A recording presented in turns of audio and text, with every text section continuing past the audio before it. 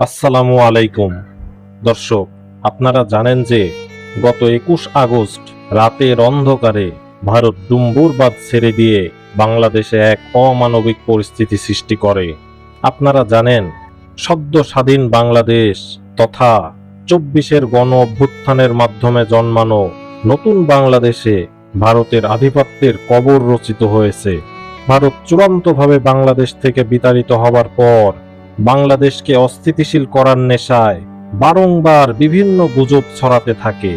দ্বিতীয় স্বাধীনতার শুরুর দিকে ভারত হাতে নেয় সংখ্যালঘু ট্রাম্প কার্ড। তাদের পত্রিকায়, মিডিয়ায় বাংলাদেশের সংখ্যালঘু হিন্দু সম্প্রদায় নির্যাতিত হচ্ছে এমন গুজব প্রচার করে। কিন্তু ভারত হয়তো জানে না, সংখ্যালঘু নির্যাতন ভারতে হয়, বাংলাদেশে নয়। বাংলাদেশের হিন্দু, মুসলমান, বৌদ্ধ, খ্রিস্টান, পাহাড়ি সবাই এক। আমরা ভারতের লোকের মতো হাতে হাত লাগলে গঙ্গা স্নান করি না। ভারতের এই সংখ্যালঘু গুজব আন্তর্জাতিকভাবে ব্যর্থ হওয়ার পর তারা নেয় নদীর পানি ছেড়ে দিয়ে বাংলাদেশকে ডুবিয়ে নবগঠিত সরকার এবং বাংলাদেশকে অস্থিতিশীল করার নীতি। কাজে দিবে কি ভারতের এমন নিন্দিত চরম ন্যাক্কারজনক কাজ? একজন বাংলাদেশি হিসেবে বলবো, মোটেও না। বরং ভারতের এমন ন্যাক্কারজনক সকল পদক্ষেপ বাংলাদেশিদের আরো সুসংগঠিত করবে।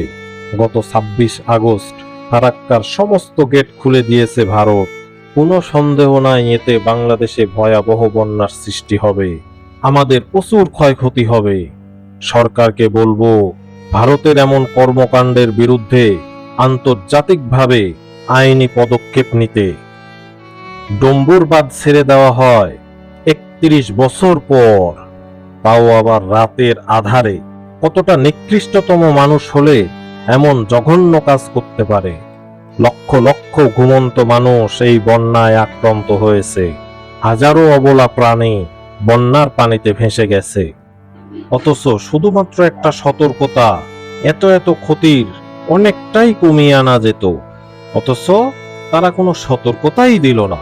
তারা না দাবি করে তারা বন্ধুরাষ্ট্র। পানি ছেড়ে দেওয়ার পর তারা বলছে বেশি পানি হওয়ার জন্য অটোমেটিক গেট খুলে গেছে। আমরা খুলি নাই। আমরা কি বলদ? আমরা বুঝি না তোমার নদীর পানি দিন দিন বৃদ্ধি পাচ্ছে, পানি বিপদ সীমার উপর দিয়ে যাচ্ছে। একদিনে তো এসব হয় নাই। ভারত কি জানে না যেভাবে পানি বৃদ্ধি পাচ্ছে তাতে গেট অটোমেটিক খুলে যেতে পারে? তাহলে বাংলাদেশকে একটা সতর্কতা দিয়েছে?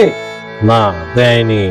কারণ তারা তো ইচ্ছে করেই পানি ছেড়েছে বাংলাদেশকে ডুবিয়ে বিপদে ফেলতে।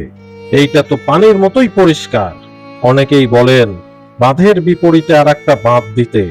আমার মনে হয় না এটা তেমন কোনো কাজে দিবে, কারণ আমরা ভাটির দেশ। তবে এখানে চীনকে দিয়ে তিস্তা প্রকল্পের মতো রিজার্ভার করা যেতে পারে সকল ভারতীয় বাঁধের বিপরীতেই।